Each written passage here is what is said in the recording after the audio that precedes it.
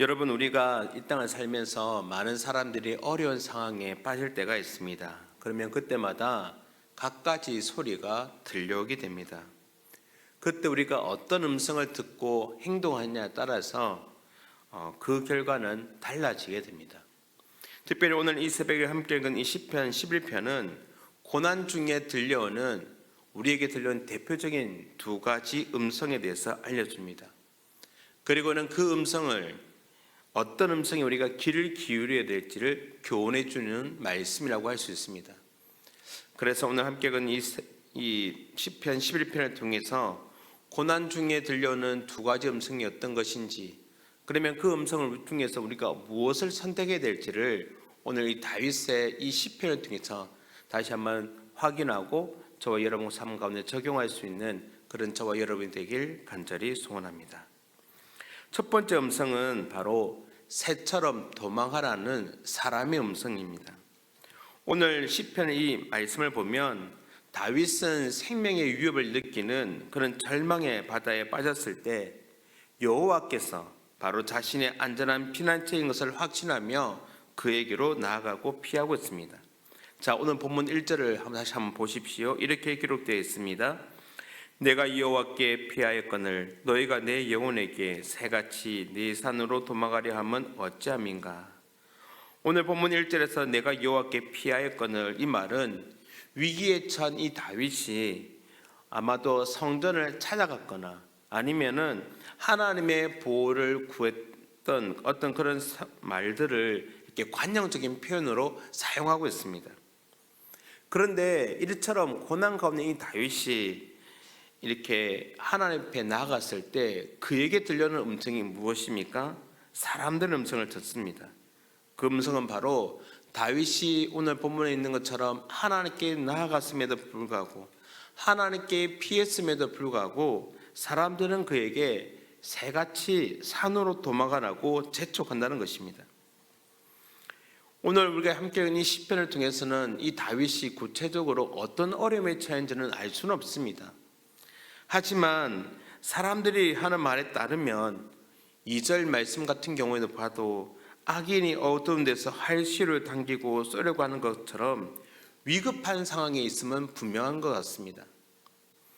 그리고 이어지는 본문 3절은 이렇게도 기록하고 있지 않습니까? 터가 무너지면 의인이 무엇을 하랴.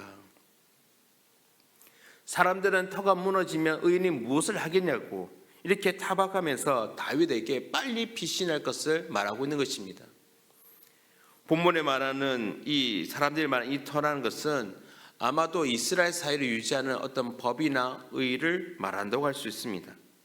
그래서 이것이 무너졌기 때문에 의인이 아무것도 할 수 없는 무기력하고 두려운 상황이 되었음을 이야기하는 것입니다. 여러분, 이런 상황에서도 다윗은 어떻습니까? 신앙의 중심을 잃지 않고 하나님께 피했습니다. 하나님을 신뢰하며 그분을 의지하며 끝까지 불의와 싸운 것입니다. 그런데도 사람들은 그를 약한 새에 비유하면서 어떻게 하라고요? 빨리 도망가라. 산으로 빨리 피신할 것을 재촉하는 것입니다. 이처럼 우리가 이 땅을 살면서 어려움에 빠지거나 두려움에 빠질 때, 고난 중에 있을 때 사람들의 소리가 더 잘 들려옵니다. 사람들은 그렇게 말하죠. 이렇게 힘든데 무슨 신앙을 고집하느냐. 먼저 살고 봐야 되지 않느냐. 빨리 피할 것을 말합니다. 믿음으로 살아도 아무런 소용이 없으니 빨리 숨으라고 우리에게 재촉하며 말을 하는 것입니다. 이런 말을 들으면 우리의 신앙이 흔들릴 수밖에 없는 것이죠. 그런데 그때 다윗의 내면에서 또 다른 음성이 들려왔습니다. 바로 감찰하시는 하나님을 신뢰하라는 믿음의 음성인 것입니다. 오늘 보면 4절에서 6절을 보시면 이렇게 기록되어 있습니다. 여호와께서는 그의 성전에 계시고 여호와의 보좌는 하늘에 있으며 그의 눈이 인생을 통촉하시고 그의 안목이 그들을 감찰하시도다. 여호와는 의인을 감찰하시고 악인과 폭력을 좋아하는 자를 마음에 미워하시도다. 악인에게 그물을 던지시리니 불과 유황과 태우는 바람이 그들의 잔의 소득이 되리로다. 하나님 앞에서 의지하고 있을 때 사람들의 소리에 외에 다시 한번 감찰하시는 하나님을 신뢰하라는 그 믿음의 음성은 결국 하나님은 하늘 보좌에 계실 뿐만 아니라 세상을 친히 다스리는 분이라는 사실을 가르쳐 줍니다. 그래서 그 하나님의 눈은 인생을 어떻게 하십니까? 보시는 것입니다. 그냥 보시는 것이 아니라 오늘 말씀을 따르면 감찰하신다는 겁니다. 세밀하게 시험도 하시고 살피신다는 것이죠. 그렇게 인생들을 감찰하시는 그 하나님은 결국 의인들을 보살피실 뿐만 아니라 악인과 폭력을 좋아하는 자를 오늘 본문에 따르면 미워하신다라고 말씀합니다. 그래서 때가 되면 득세하는 벌처는 보이는 그 악인들에게 그물을 던져 그들을 잡으실 뿐만 아니라 불과 유황과 태우는 바람으로 그들을 심판하실 것을 말하고 있습니다.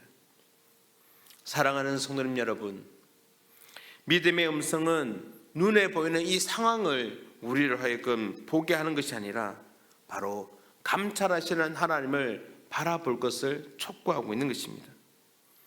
그래서 다윗은 이 믿음의 음성에 귀를 기울이며 다시 한번 자신은 이런 신앙의 고백을 드리고 있습니다. 우리 7절 말씀을 한번 읽어보겠습니다. 본문 7절입니다. 함께 읽겠습니다. 시작. 여호와는 의로우사 의로운 일을 좋아하시나니 정직한 자는 그의 얼굴을 배우리로다. 아멘. 여러분, 방금 읽었던 이 7절 말씀을 통해서 다윗이 어떤 신앙의 고백을 하고 있습니까? 하나님은 의로운 일을 좋아하시기 때문에 정직한 자는 그분의 얼굴을 배울 것이다 라고 고백하고 있는 것입니다. 사랑하는 성도님 여러분, 우리도 고난 가운데 빠질 때 사람의 소리가 아니라 우리 영혼 깊은 곳에서 올라오는 믿음의 소리에 귀를 기울여야 할 것입니다. 악한 사람들과 어떤 두려운 상황들이 우리를 괴롭힐지라도 결국에는 감찰하시는 하나님에 의해서 모든 것이 결정이 되는 것입니다. 하나님은 우리의 모든 것을 보시고 세밀하게 살피실 뿐만 아니라 우리를 도우시는 분이라는 사실을 기억하십시오. 그분은 정확한 판결을 행하실 분이십니다. 그래서 악한 자의 그 행동을 그냥 지나쳐 가시는 분이 아니라 정의로 심판하실 것입니다. 이런 하나님을 의지할 때 우리는 고난 가운데서도 하나님의 얼굴을 배울 수가 있는 것입니다. 하나님의 놀라운 은혜와 임재를 경험하게 될 것을 말씀해 주고 있는 것입니다. 사랑하는 성도님 여러분, 위기나 고통 가운데 신앙적으로 굳게 서려고 애쓰는 우리에게 오늘 말씀처럼 사람의 음성에 흔들 때가 있습니다. 사람들은 하나님보다는 다른 해결책을 찾으라고 재촉할 것입니다. 신앙이 전부가 아니다. 그것이 모든 것을 해결해 주지 않는다라고 말한다는 것입니다. 하지만 우리는 그런 음성에 귀를 기울여서는 안 됩니다. 하나님이 우리를 보시고 더 나아가서는 모든 것을 세밀하게 살피신다는 그 믿음의 음성에 귀를 기울일 수 있는 저와 여러분이 되기를 바랍니다. 그 하나님이 인생을 세밀하게 판단하시고 살피실 뿐만 아니라 바로 공의로 판단하실 것입니다. 그리고 오늘 다윗의 그 고백처럼 하나님을 의지하는 그 의인은 결국에는 그분의 얼굴을 배우는 은혜를 경험하게 될 것입니다. 이런 은혜를 경험하는 저와 여러분이 되어 고난 가운데서도 고통 가운데서도 신앙을 붙들므로 날마다 믿음으로 승리해 나가시는 그런 저와 여러분의 삶이 되길 간절히 소원합니다. 오늘은 거룩한 주일입니다. 한 주간 세상 속에서 힘들게 살던 우리가 또한 그때그때 우리 도우신 하나님의 은혜를 생각하며 또 이 예배의 자리에서 다시 한번 하나님의 은혜를 구하는 이 자리에서 다시 한번 믿음으로 승리하는 현장이 바로 오늘 우리가 드려지는 이 주일 예배가 될 수 있기를 주님의 이름으로 축원합니다.